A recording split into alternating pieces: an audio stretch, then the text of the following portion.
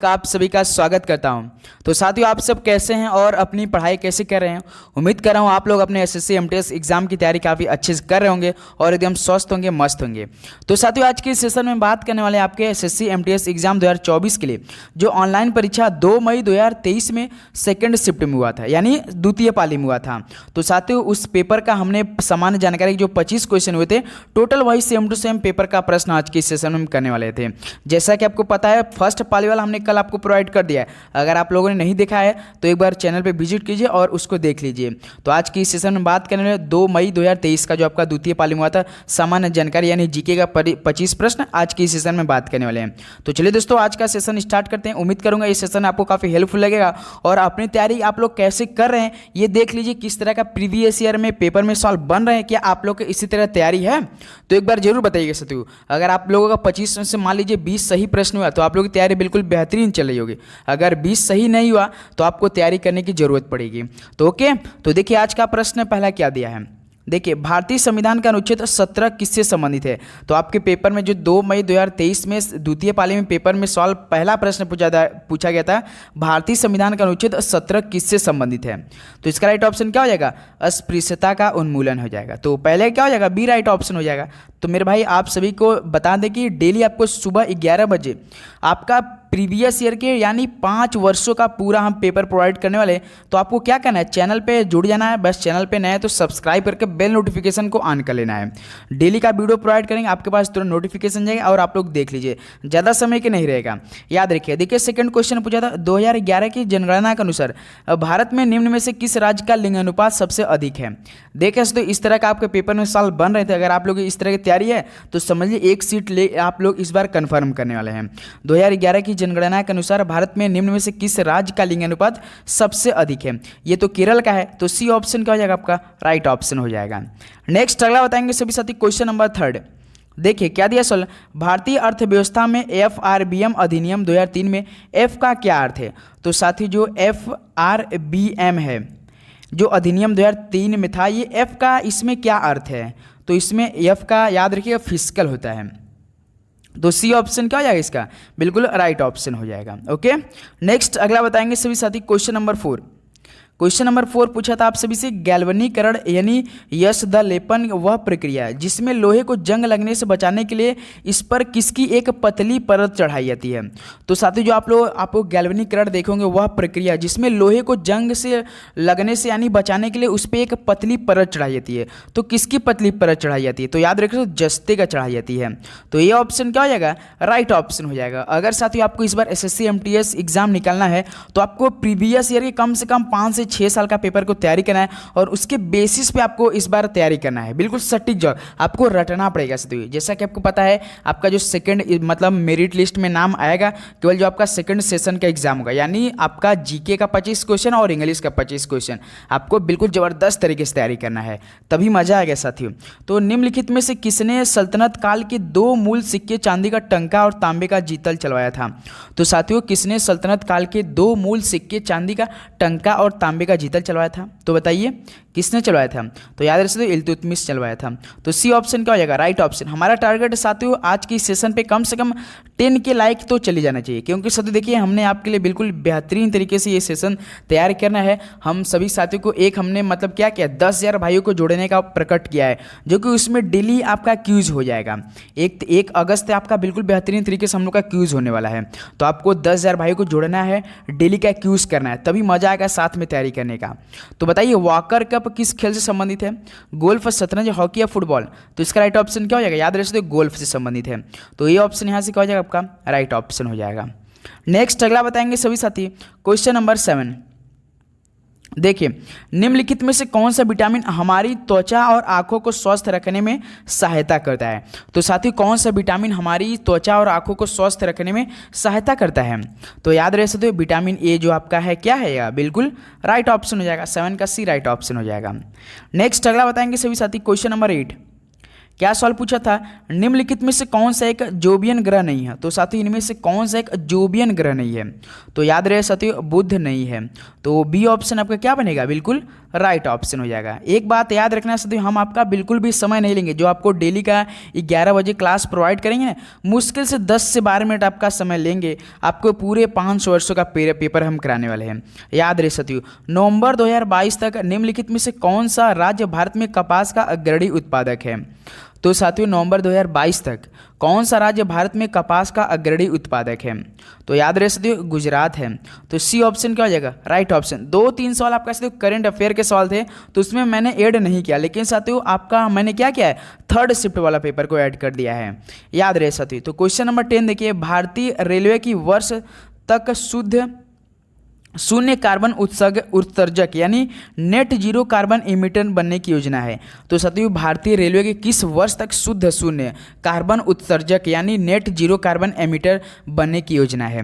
तो याद रहे साथियों 2030 तक लक्ष्य है उन लोगों का। तो सी ऑप्शन क्या हो जाएगा, बिल्कुल राइट ऑप्शन हो जाएगा। नेक्स्ट अगला बताएंगे सभी साथी, जिस भी सवाल को आपको आ रहा है प्लीज़ हमें कमेंट बॉक्स में जरूर करते चलेंगे। ओके। तो ब्रिटेन के किस प्रधानमंत्री ने 44 दिनों तक कार्यभार संभालने के बाद 20 अक्टूबर 2022 को इस्तीफा दे दिया था। तो बताइए साथियों, तो बताइए ब्रिटेन के किस प्रधानमंत्री ने ऐसा किया था। तो याद रहे साथियों लिज ट्रस ने किया था ऐसा। तो बी ऑप्शन क्या हो जाएगा, आपका राइट ऑप्शन हो जाएगा। नेक्स्ट अगला बताएंगे सभी साथी, क्वेश्चन नंबर 12। क्या सवाल पूछा था, 2011 की जनगणना के अनुसार नई दिल्ली जिले की साक्षरता दर कितनी है। तो साथियों इस बार आपका जो 2 मई को आपका पेपर हुआ था 2023 में सेकंड शिफ्ट वाला में, उसमें 2 प्रश्न आपका जनगणना से पूछा था। तो बताइए वर्ष 2011 की जनगणना के अनुसार नई दिल्ली जिले की साक्षरता दर कितनी है। तो याद रह सकते हो 88.01% है। तो यहाँ से ऑप्शन ये आपका क्या बन रहा है, बिल्कुल राइट ऑप्शन बनेगा। नेक्स्ट अगला बताएंगे सभी साथी, क्वेश्चन नंबर 13।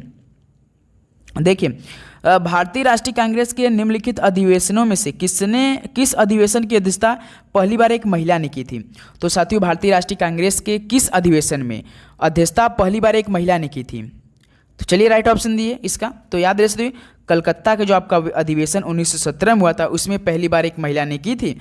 तो ये ऑप्शन आपका क्या हो जाएगा, यहाँ से बिल्कुल राइट ऑप्शन हो जाएगा। नेक्स्ट अगला बताएंगे साथियों, क्वेश्चन नंबर 14। देखिए भरतनाट्यम नृत्य किस राज्य से संबंधित। तो साथियों इतना इजी सवाल पूछ रहा है तो आपको भाई साहब स्टैटिक जीके पे काफ़ी पकड़ मजबूत बनाकर चलनी है, क्योंकि आपके पेपर में कम से कम 8 से 9 प्रश्न, जो 25 प्रश्न आएंगे ना इसमें से 8 से 9 प्रश्न आएगा, यानी जब आप 25 में से 9 को माइनस करेंगे तो 16। याद रहना चाहिए साथियों आपको केवल 16 प्रश्नों को सही करना है। 8-9 तो आपको बिल्कुल सटीक जवाब से करके जाएंगे। अगर हमारे चैनल से नहीं जुड़ जाते हैं तो मैं गारंटी रहता हूँ 8 से 9 प्रश्न आपको मैं कहीं से बाहर मतलब मिलेगा ही नहीं, हमारे क्लास से मिलेगा, ये तो हमारा वादा आपसे है। तो भरतनाट्यम नृत्य किस राज्य से संबंधित है। तो याद रखिए ये तमिलनाडु से है। तो डी ऑप्शन क्या हो जाएगा, राइट ऑप्शन है। डेली हमारा 1 बजे आपका स्टैटिक जीके का क्लास चल रहा है इस समय। तो क्वेश्चन नंबर 15 दीजिए। देखिए निम्नलिखित में से किस तत्व का उपयोग इसके आर्द्रताही ग्राही गुणों के कारण मॉइस्चराइजिंग क्रीम और साबुन में किया जाता है। भाई साहब इतना मतलब ये सवाल पूछा था ना, दिमाग घूम गया था। तो याद रखिए ग्लिसरॉल का उपयोग किया जाता है। तो ये ऑप्शन क्या हो जाएगा आपका, बिल्कुल राइट ऑप्शन हो जाएगा। ओके। नेक्स्ट अगला बताएंगे क्वेश्चन नंबर 16। क्या दिया सवाल, प्रसिद्ध भारतीय वैज्ञानिक डॉक्टर एपीजे अब्दुल कलाम की आत्मकथा को किस नाम से जाना जाता है। तो बताइए जो प्रसिद्ध भारतीय महान वैज्ञानिक डॉक्टर एपीजे अब्दुल कलाम जी थे उनकी आत्मकथा को किस नाम से जानते हैं। तो किस नाम से जानते हैं, राइट ऑप्शन देंगे। आप सभी को पता होगा विंग्स ऑफ फायर के नाम से जानते हैं। तो 16 का क्या बनेगा, डी राइट ऑप्शन हो जाएगा, विंग्स ऑफ फायर हो जाएगा। नेक्स्ट अगला बताइए क्वेश्चन नंबर 17। लेकिन भाई आप सभी से रिक्वेस्ट है कि चैनल पे नहीं तो जरूर सब्सक्राइब करना है, क्योंकि मेरे भाई देखिए 10,000 भाइयों को जोड़ना है। कितने टोटल 10,000 भाइयों को जोड़ना है, जो कि क्यूज होने वाला है 1 अगस्त से। तो 10,000 यानी 10,000 प्रश्न बनने वाले हैं। तो हमें थोड़ा सा इसमें स्मार्टली पढ़ना है, हार्ड वर्क नहीं करना, हार्ड वर्क तो करना है, साथ में स्मार्ट पढ़ेंगे। जो स्मार्टली पढ़ेगा वही तैयारी मतलब 1 सीट के लिए जाएगा इस बार, ये तो कन्फर्म है। आपका एग्जाम जस्ट 2 से 3 महीने बाद हो जाएगा। तो 17 का देखिए निम्नलिखित में से कौन सा भारत के मेघालय का एक प्रसिद्ध फसल कटाई उत्सव है। तो साथियों बताइए कौन सा भारत के मेघालय का एक प्रसिद्ध फसल कटाई उत्सव है। तो इसका राइट ऑप्शन नोंगक्रम उत्सव है। तो 17 में क्या बनेगा आपका, सी बिल्कुल आपका राइट ऑप्शन हो जाएगा। नेक्स्ट अगला बताइए क्वेश्चन नंबर 18। क्या दिया सवाल, कुचिपुड़ी नृत्य शैली के किस गुरु को वर्ष 1998 में पद्म भूषण मिला था। तो बताइए सत्य कुचिपुड़ी नृत्य शैली के किस गुरु को वर्ष 1998 में पद्म भूषण मिला था। तो याद रहे सत्य गुरु वेम्पति चिन्ना सत्यम को मिला था। तो बी ऑप्शन क्या हो जाएगा, राइट ऑप्शन हो जाएगा।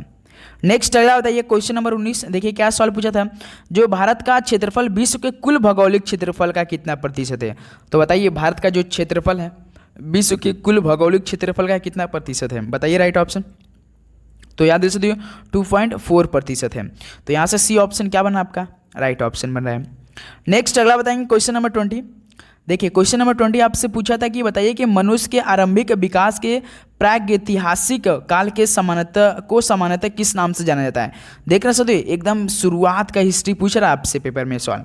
तो मनुष्य के आरंभिक विकास के प्रागैतिहासिक काल को सामान्यतः किस नाम से जाना जाता है। तो याद रह सकते हो पूरा पाषाण युग के नाम से जाना जाता है। तो डी ऑप्शन क्या हो जाएगा आपका, राइट ऑप्शन हो जाएगा। नेक्स्ट अगला बताएंगे सभी साथी, क्वेश्चन नंबर क्या दिया है 21। भारतीय संगीतकार और कंपोजर पंडित शिव कुमार शर्मा के एक सर्वश्रेष्ठ प्रतिपादक थे। तो साथियों ये काफ़ी इजी सवाल है, ये आप सभी को क्या हम दे रहे हैं, होमवर्क में दे रहे हैं। आप सभी को क्या करना है, इस सवाल का राइट ऑप्शन हमें कमेंट बॉक्स में देना है, बिल्कुल अच्छी तरीके से, कोई गलती नहीं करेंगे। याद रहे अगर आपको नहीं आएगा तो पूछ सकते हैं, हम आपको बिल्कुल जरूर रिप्लाई देंगे। ऑप्शन भी आपके सामने दिया हुआ है।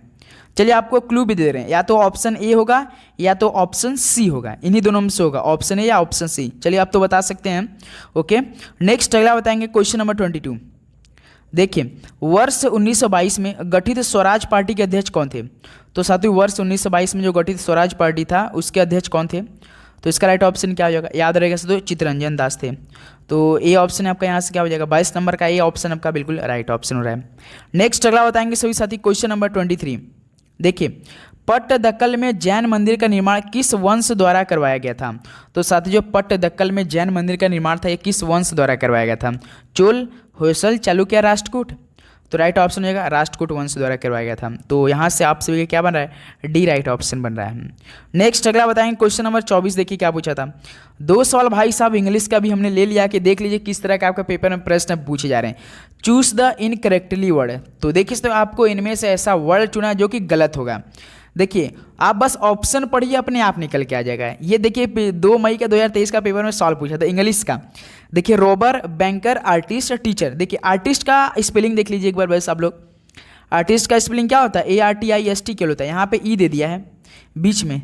तो क्या सी राइट ऑप्शन हो जाएगा कि नहीं, बताइए इनकरेक्ट है कि नहीं। रोबर तो सही है, बैंकर भी सही है, टीचर भी सही है, आर्टिस्ट में ई कहाँ से आ गया।